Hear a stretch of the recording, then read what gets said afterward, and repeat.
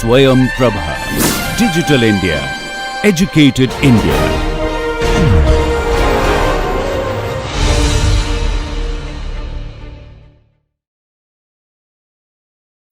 So, was the pace okay, or was this fast or slow? Or to you? Slow, okay. So, you have the rank of the matrix A, right? So, that is the rank R. So, that we have already discussed how to compute the rank. Now, if your what is the how many column vectors we have corresponding to a matrix? N vectors. If n equal to R, so then that will be called the full row rank, right? None of the column vectors you can are dependent on the rest of the vectors. So all are independent vectors. So that is the full column rank. Similarly, if you know that number of row vectors are m, right? So if you have m is equal to r, so that will be the full row rank. Okay. Now what we say that full row rank means one solution if m equal to n. So what does it mean? If you have the row rank, r equal to m, why there is one solution? So okay, maybe we'll discuss this in the last slide when I'll be showing you the fundamental theorem of the part 1. So there it will be more clear. So this part will come again when m equal to n, when there is one solution, or infinitely many solutions if m less than n, because that requires your the dimensions of the column vectors and the row vectors, right? So basis is the maximal number of the set of vectors corresponding to a vector space will be called a basis if it is satisfying the two properties: the vectors are independent and they span the whole space. So you can say that this is the maximal number of linearly independent set, right? If you put any more vector into that set, so that will not be linearly independent anymore. So that set is the maximal number of linearly independent set. Or you can also say that this is the minimum number of set which can span the whole space. If you take another vector, that will be redundant, right? So it's the minimum number of set which can span the whole space and maximum number of space which are linearly independent. So that's the idea of the basis. And what is the dimension of a subspace or a vector space? Is the number of elements in the basis vector. So that's the dimension we will now study for the column space, row space, and the null space and left null space. So we have seen four kinds of subspaces corresponding to the given matrix A, and we'll now study their dimensions and relate the dimensions with the rank of the matrix. This we already have discussed, so I'll skip this slide because the first theorem actually saying that what we have discussed, that this B vector belongs to the column space of the matrix A. A number of solutions, okay, just one point here about the complete solution of the non-homogeneous equation. So how we have seen how to solve the homogeneous equations, right? Homogeneous equation, that's the null space of the matrix A. So you're finding the spatial solutions and taking the linear combinations of those spatial solutions. That is the span of the spatial solutions will be giving you the null space. Now how to compute how to solve the complete solution of the non-homogeneous system. So if you have this B on the right hand side of the system where B is not 0. So here the technique is that you split the solution into two parts. One is the particular solution and one is the solution from the null space, right? I'll discuss little bit of the how to compute the particular solution. And you know that if you take any vector from the null space and add that, so that will be a solution of the non-homogeneous system. So the important point here is that how to compute the particular solution corresponding to a non-homogeneous system. So for example, for this system, the non-homogeneous system, so we'll first we compute the solution of the corresponding homogeneous system. First we compute the, so that's the linear span of the, so this part,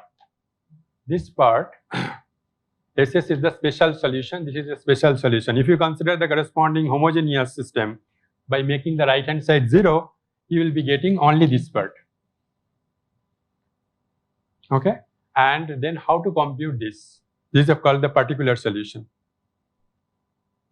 So given this system, first we compute this, and then we compute this, and then we add these two together. So this will be the solution of the corresponding the non-homogeneous system.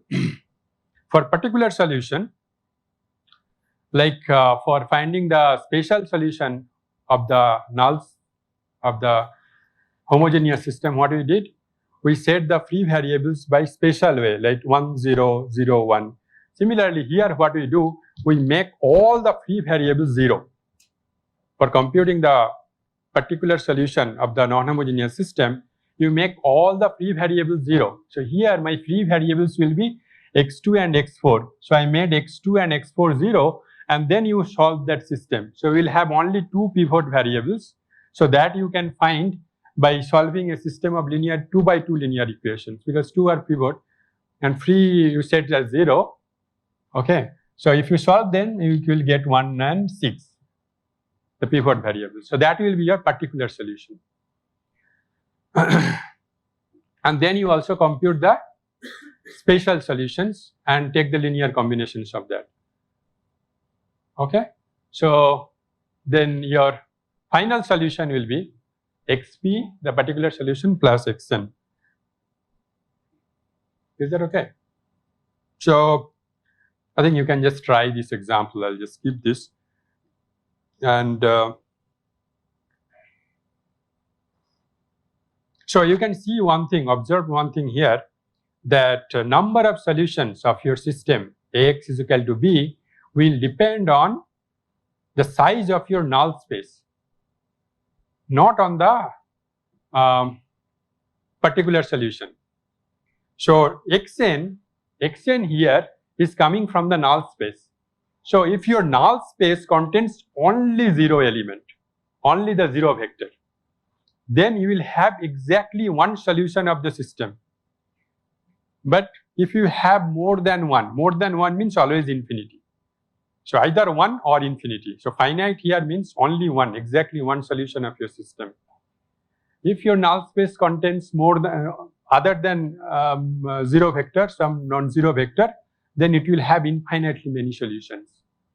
So everything, the count will be depend. So the first question what we asked in the very first slide, if you remember, that nature of solution, that's whether it's a finite or infinite, that will depend on how many spatial solutions, or how many what's the size of your null space, right? So if the null space contains any vector other than 0 vector, then your solution space will be infinite. Okay. Otherwise, there is exactly one solution. Okay. So I'll come quickly about the the dimensions now. So we have now rank. We have now the dimension of the, we know the dimension of a subspace, that is the number of elements in the corresponding basis of the subspace or the vector space. Then we want to relate these two to compute the dimensions of the 4 fundamental subspaces, which are this row space, column space, the null space, and the left null space. Okay. So the first property, the row space and the column space have the same dimension R. What is R? R here is the rank of the matrix. That's the number of pivot elements. So after you reduce your matrix A to this row reduced echelon matrix, so you have R entries which are the ones, right? So these are the pivot non-zero, the pivot elements. So that will be deciding the number of independent columns and number of independent rows, right? So that is the, if your matrix is say m by n dimension, and if you have say R,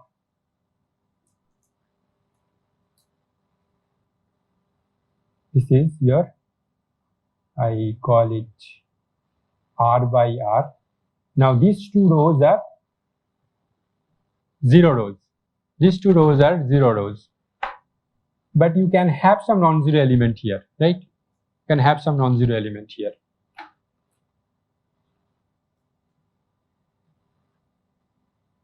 So then how many independent column vectors in this matrix? R. How many independent row vectors? R. So these two, the number of independent row vectors and number of independent column vectors are always equal. So that is one property. You can intuitively see it from here, or you can also mathematically prove it by considering the elementary row operations. That will be a little bit more technical, but you can just intuitively understand this number of independent row vectors and number of independent column vectors of a matrix are equal, and that value will be the rank of the matrix, that is R.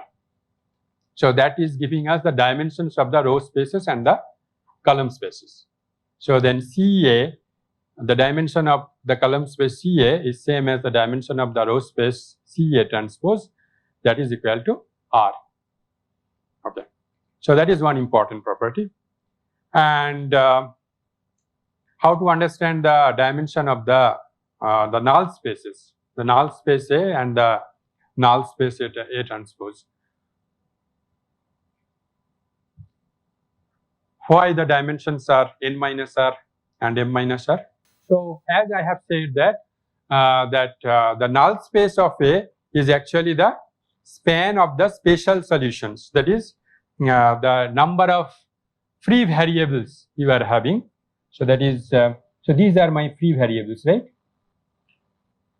So how many such so when you are considering the null space of A, so how many such free variables are possible? M minus R, right? N minus R. So this is n. This is total number of columns are n. This is n minus R, number of free variables, right? So they are all independent. The way we have chosen the free variables 1 0 0 1 or 1 0 0 0 1 0 0 0 1, they all are independent, right? So that will be giving us 3 independent or 4 independent. The number of free variables you have, that many independent vectors which will span the whole null space, right? So that will be giving you the dimension as n minus R. Similarly for A transpose, the null space of A transpose will have m minus R free variables, right? So that will be giving you the dimension of the null space of A transpose as m minus R. Okay. Any question? Okay. So now we have 4 fundamental subspaces and their dimensions. So this is your first fundamental theorem. So the first 2 you can see in the picture that that is the row space, right? This is the null space. These 2 are the subspaces of Rn,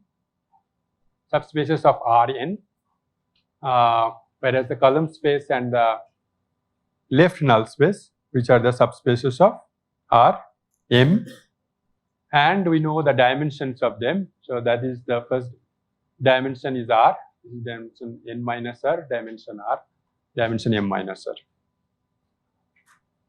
Okay. So, okay. So this is the first part of the fundamental theorem of linear algebra. So given a matrix, we can just consider these 4 fundamental subspaces and their dimensions.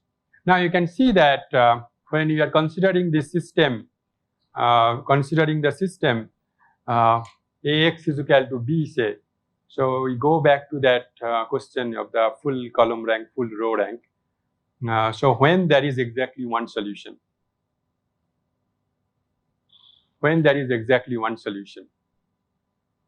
first of all, your null space must be only 0 vector. So that is, this dimension should be 0, right? This, so all the column vector, all the row vectors should be,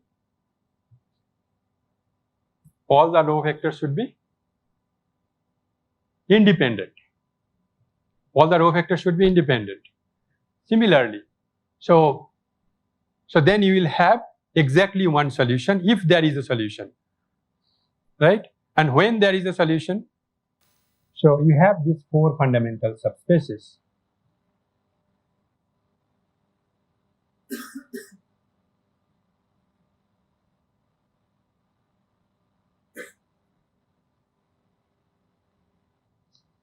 So Ax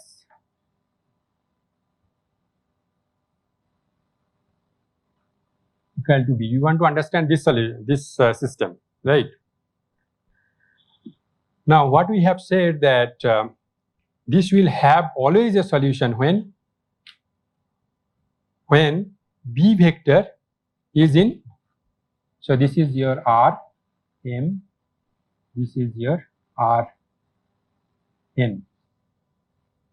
This is C A transpose N A C A, and this is N A transpose. So for every vector x, your B belongs to in this space Rm. So B vector belongs to now. So for every vector x, the B vector belongs to where? No, B vector belongs to the column space of A. For any vector, so this, for any vector x is in the, so here your B vector is like Ax. You are considering the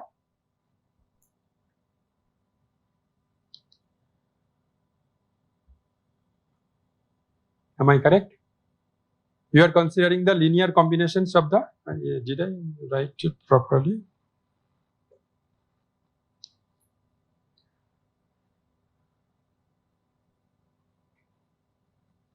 Okay.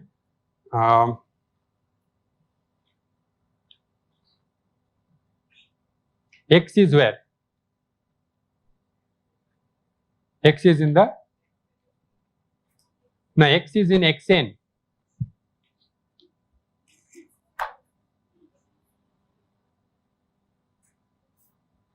So you are considering the X1, sorry, Xn, right? The column vectors, and that will be giving you a vector in the column space. That will be giving you a vector in the column space.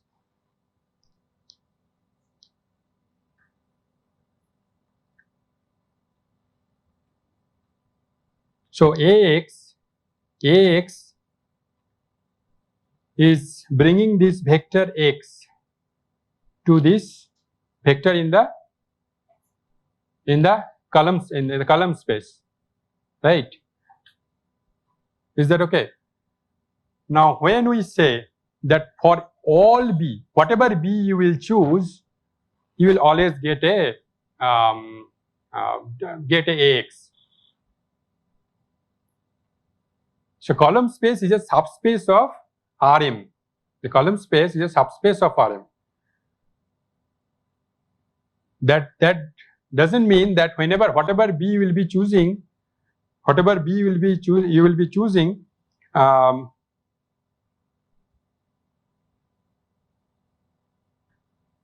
So how can you say that?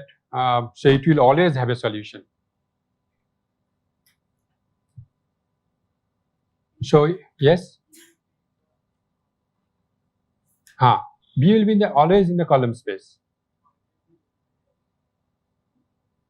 But if you choose the B, you are giving, right?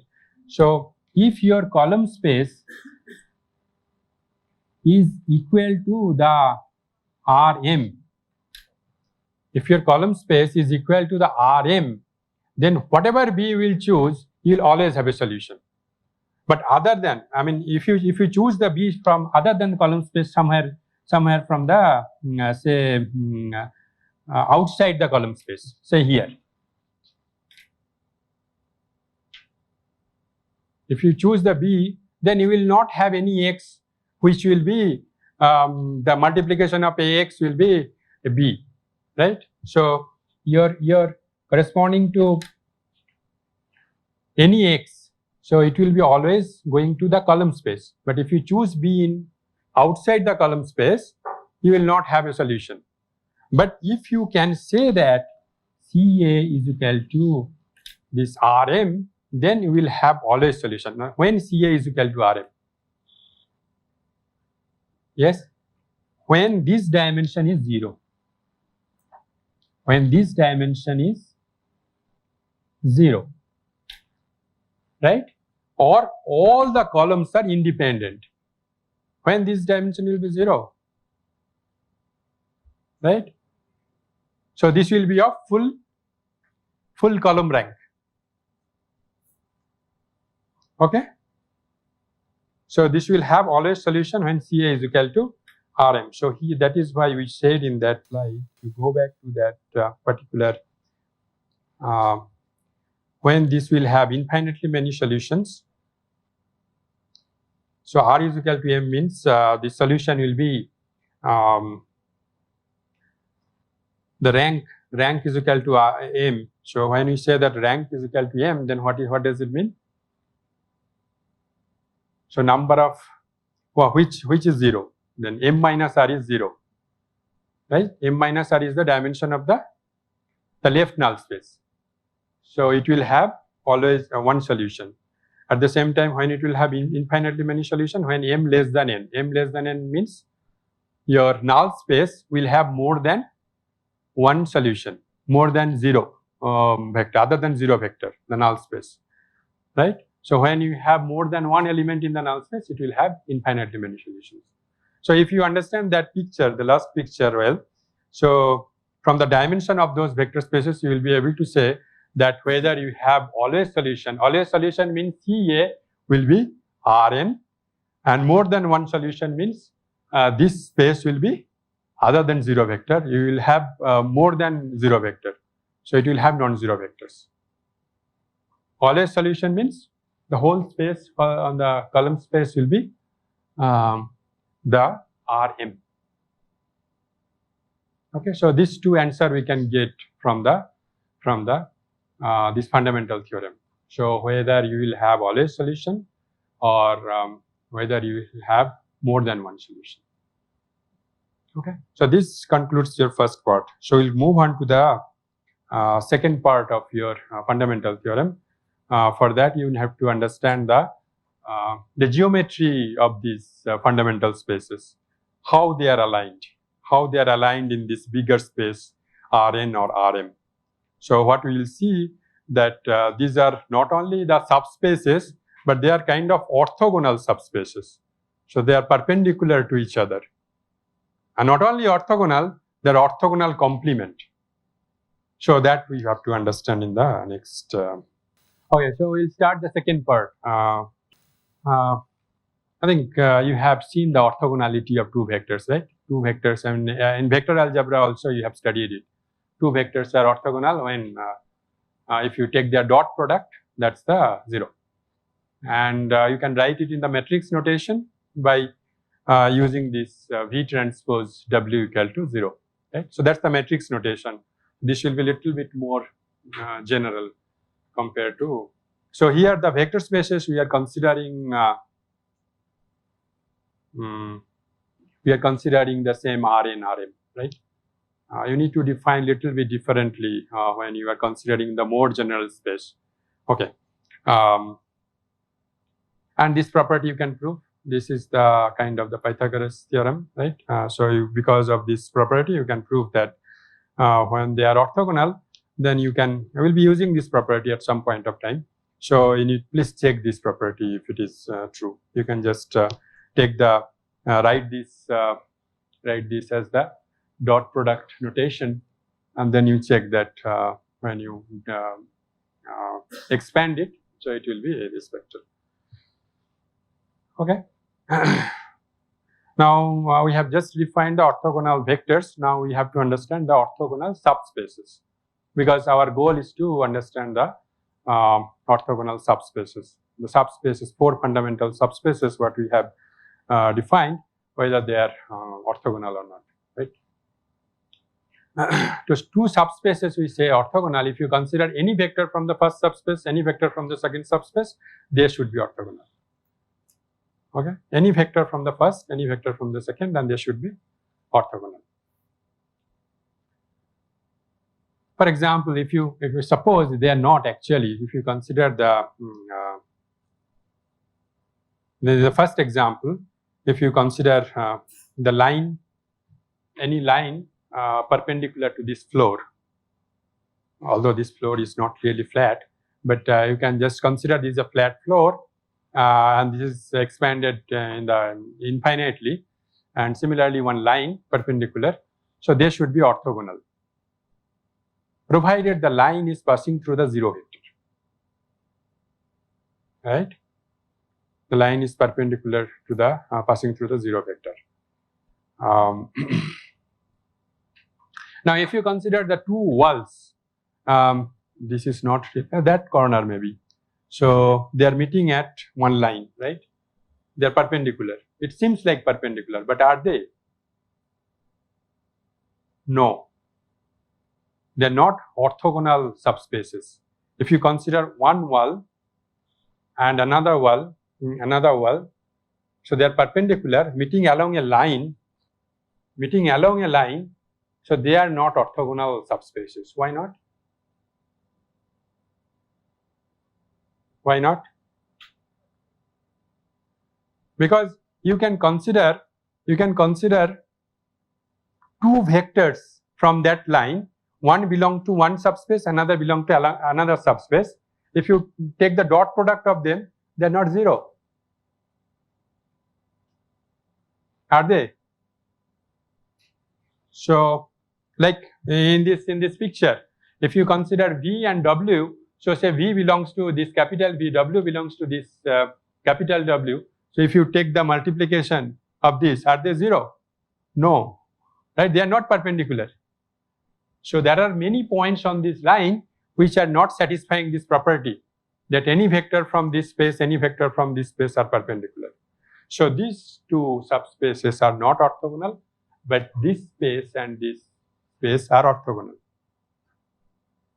right? So one important property you can see, okay, these are the examples. I will just see from here, you can see one example. So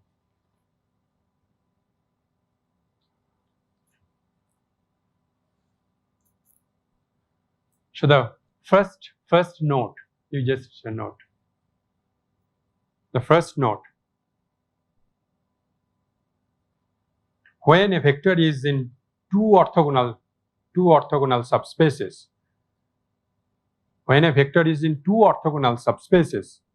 that must be the 0 vector. Why is that?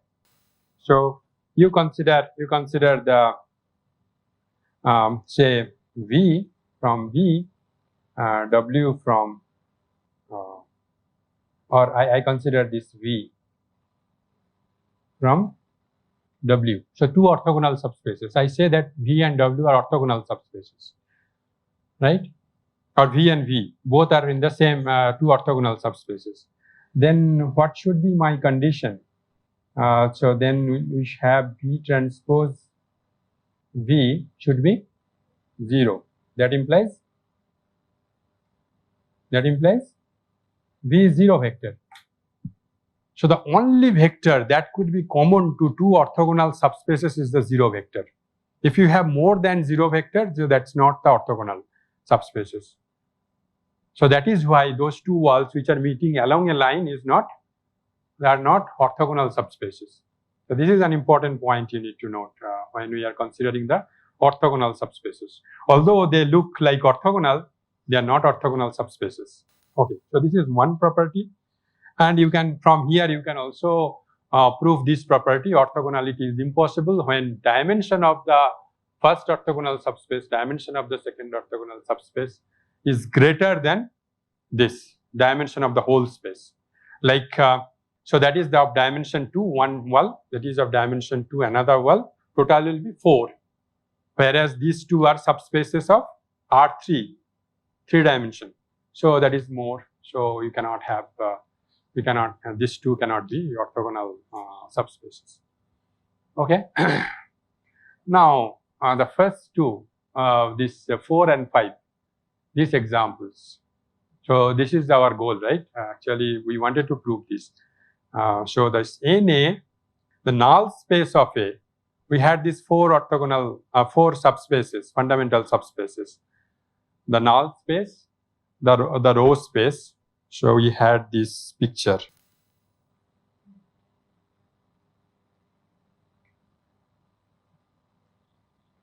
The NA.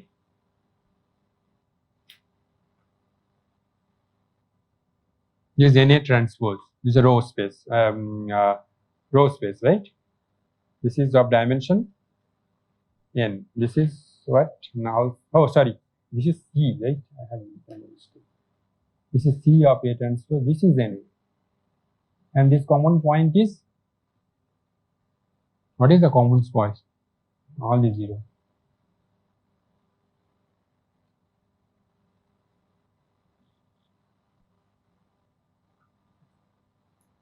This is C of A. This is N of A transpose, the left null space we call it.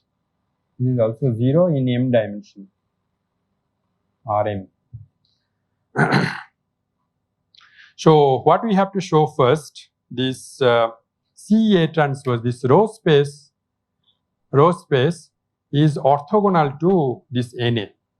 How to show that? CA is orthogonal to this NA. So what is NA? NA is the solution of this matrix equation AX equal to 0 vector, right? The solution of this.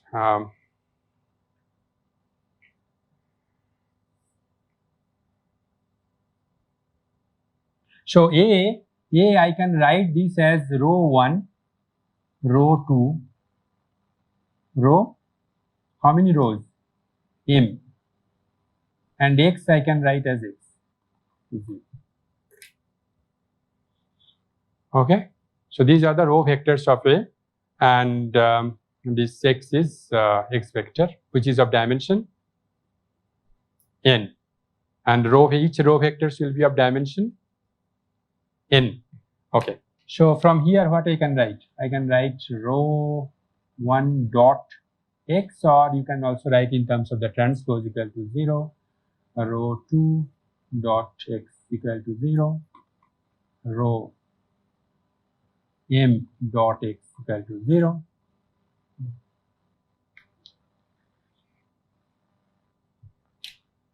Can I write it? Yes. So now you take any vector which is from the row space this, any vector from CA transpose, and you multiply this with this vector which is satisfying this null space NA. Okay, you take any vector Because of this property, rho 1 equal to into x equal to 0, rho 2 equal to 0, x into equal to 0. So that will be 0. If you take any vector v from C of A transpose and any vector, say W from NA. So because of this property, V you can write this as some linear combinations of rows, right? So this will be, say, the V equal to the linear combination, say C1 into rho 1, C2 into rho 2 plus Cm into rho m, right? Now if you multiply this with W, the dot product, so this will be 0 because of this. So that's why your this CA transpose, that is the row space, is orthogonal to NA. Any question? Similarly, you can prove that this left null space is orthogonal to this column space by considering a similar argument. Okay. So we have already found the nice geometry between the orthogonal subspaces. So we can now perhaps state the orthogonal. Okay. So one more property. So these are orthogonal subspaces, whatever we have understood. Now these subspaces are not only orthogonal, they are orthogonal complement. Orthogonal complement. Suppose we are considering a three-dimensional vector space R3 and we are having two lines which are perpendicular to each other and passing through the zero vector, right? Passing through the zero vector. So they are orthogonal subspaces. So they satisfy the orthogonal subspaces. But are they orthogonal complement? No. They are not orthogonal complement because whenever you are considering one line, the orthogonal complement of line in R3 will be a plane. That is all the perpendicular vectors in that R3. You have to consider all, right? If you are considering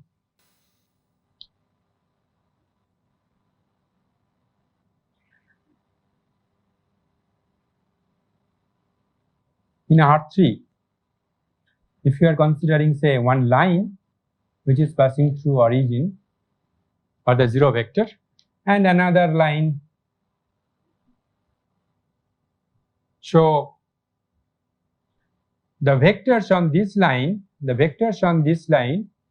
are not all vectors. There are more vectors which are perpendicular to this line. So that is, if you consider the one plane, so all the vectors here are actually orthogonal to that first line. So this is, say, U and this is W. So then your W will be called the orthogonal complement of U. So we write it U perp. U perp is equal to W. When W is a plane, right? If you are considering W as only a line, so that's not all the vectors which are perpendicular. Okay, so in orthogonal complement, so basically you can see now here the dimension of U and dimension of W, if you add them together, you will be getting the total space. So basically you just see dimension of U plus dimension of W is the dimension of the total vector space R3. So this is the extra condition the orthogonal complements will satisfy. So if you consider only two lines, then dimension of U and dimension of W is equal to 2. So that's not complete vector space, right? These two together will not span the whole vector space. It will span only a part of the vector space, total vector space. And another condition, of course, you can know that U intersection W equal to the zero vector. So these two conditions. So this condition already came from the orthogonal subspaces. So this is the extra condition you need for orthogonal complement, right? So what we want to say now, our fundamental subspaces, the 4 fundamental subspaces, whatever we have got, they are orthogonal. This row space CA transpose is orthogonal to the null space NA. They are not only orthogonal, they are orthogonal complement. That is, these two together will span the whole Rn. Similarly, for CA is orthogonal complement to NA transpose. So their dimension, if you add the dimension of the subspaces, they will be the total dimension of Rn or Rm. Okay. Now, how to prove that? We already have proved that they are orthogonal subspaces. What extra thing we need to add there? So if you consider the row space, you have to say that any vector perpendicular to the row space belongs to the corresponding null space. So then null space consists of all the vectors which is perpendicular to the row space, or any vector perpendicular to the null space will be in the row space. So then only there will be orthogonal complement, right? There cannot be any vector outside which is perpendicular to the null space, right? So that is a simple argument by which you can prove it easily. So suppose we are considering any vector perpendicular to the null space. So that what we need to prove? We need to prove that that is in the row space. If it is not in the row space, then your row space dimension will be increased. So we can then that will be violating this dimension law, right? Because the total should be spanning that whole Rn. So by that argument, you can easily prove that they are orthogonal complement. That is, any vector perpendicular to the null space will be in the row space. Similarly, any vector perpendicular to the left null space will be in the column space, and the other way around. Any vector perpendicular to the column space will be the left null space. Any vector perpendicular to the row space will be in the left null space. So, okay. So here there is so we have already seen that how we are computing the complete solution corresponding to a non-homogeneous system X is equal to B. We have divided into XP and XN, right? You remember that? So the way we have found the complete solution. So here it is little bit more clear why it is like that.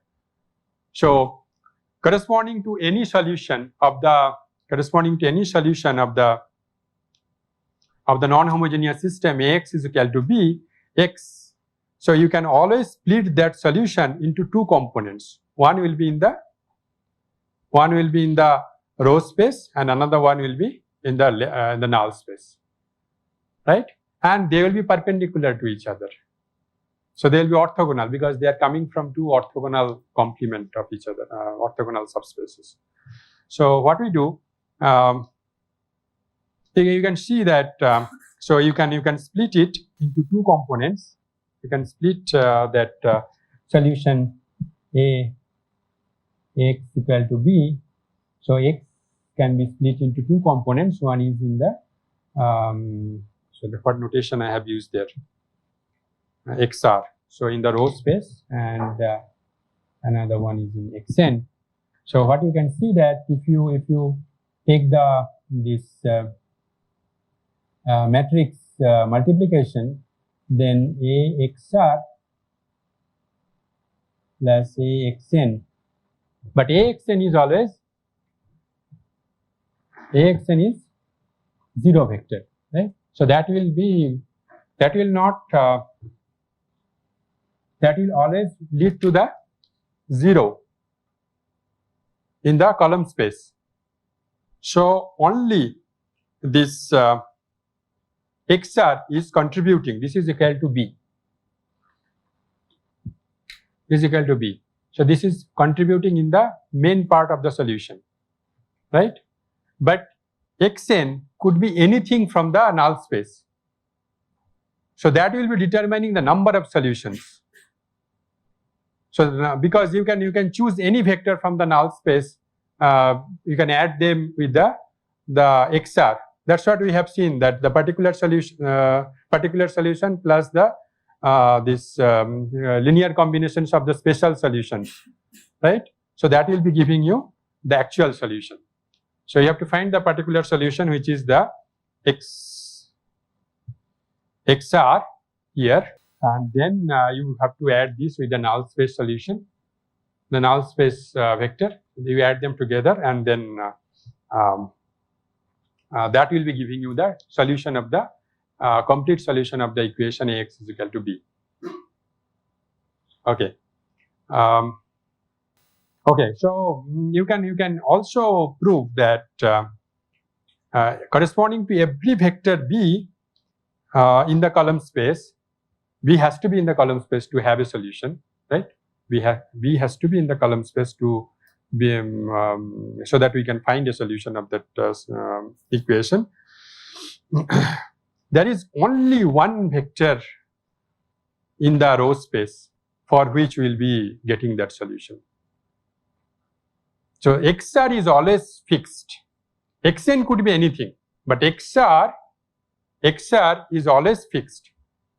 So there is one-to-one correspondence with the XR and the B. So how to prove that there is only one? How to prove there is only one? So suppose we have two XR. One is XR and one is XR dashed, right? One is XR, so AXR equal to B and AXR dashed equal to B. Suppose there are two which is mapped to B. So what we will do, we will just take the subtraction of this AXR minus AXR dashed equal to 0 vector, right? Then what? Yes? So XR minus XR dashed equal to belongs to the null space. Belongs to the null space. Now XR is a column is a row vector. XR dashed is a row vector. What will be their linear combination? XR minus, that will be also in the row space. Again, we can see that this is in the null space. So this belongs to both in the null space and the row space. So what does it mean? This is a 0 vector. Only vector which is belong to the both the subspaces is 0 vector. So that implies XR equal to XR dashed. Okay. So that implies your the corresponding to B, when you have a solution in the B in the column space, that is exactly one XR in the row space which is mapped to that B.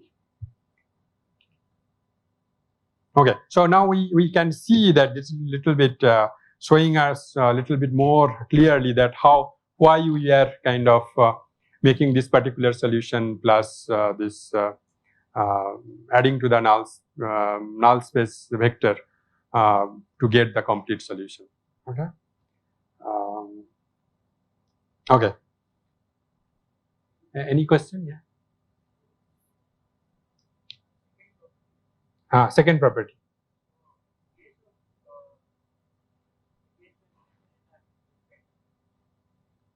When M and N are different. M and N are different. Yeah. M is greater than N. Yeah.